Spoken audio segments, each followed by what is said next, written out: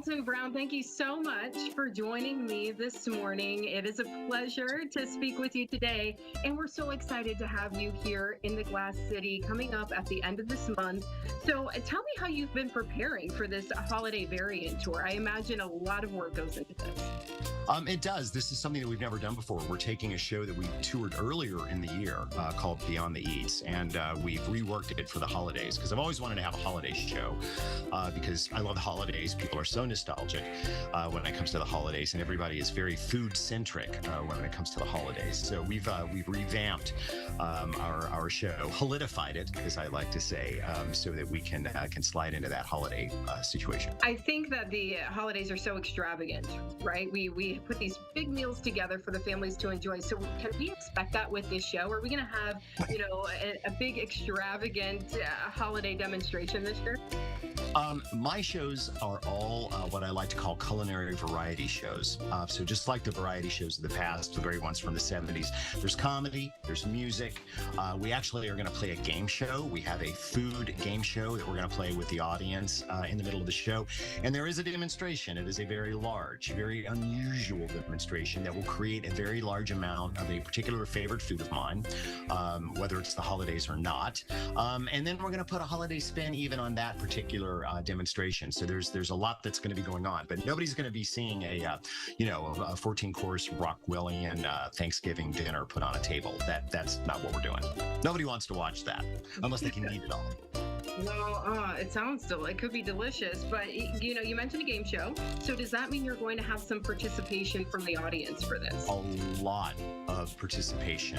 Matter of fact, our shows are really, that's kind of what I like to think highlights them, is that we have a huge amount of audience interaction. A lot of volunteers come up on the stage and take part, and that really kind of sets the way that the evening is going to go. I never know what's going to happen because I never know what the audience is going to do. They could really surprise you, can't they? They often do, and they often do. I imagine that's the fun of it as well. So, everybody loves this time of year, and they probably want to get to know you a little bit too. So do you have, a favorite holiday tradition or maybe even a favorite holiday dish that you like to prepare? It's funny. I do pretty much the same thing every year. I am very much a traditionalist, and I have dishes that I don't cook at any other time of the year. On Christmas Day, I will cook a standing rib roast. It is the only rib roast that I do all year long. I'm pretty good at it, but that's it. I'm going to make that and maybe Yorkshire pudding to go with it, and then anybody else that wants to partake has to bring something with them. So I'm not one of those people that wants to work for 5 days coming into a holiday meal. Same thing with Thanksgiving. I'm going to do the turkey. Everybody else bring whatever you want. But, I know I might do mashed potatoes because I really like mashed potatoes. But other than that, I focus on those things, and I don't do them any other time of year. It does take a lot of work, but everybody's so happy when they have these traditional meals and you can celebrate these traditions year after year. So wonderful to hear from you this morning. But I would also like to know, what do you want your audience to walk away with? After they leave the Stranahan here in Toledo, what do you want them to walk with? Good question. I would like to think that the hallmark of all of my work is that, number one, it's entertaining.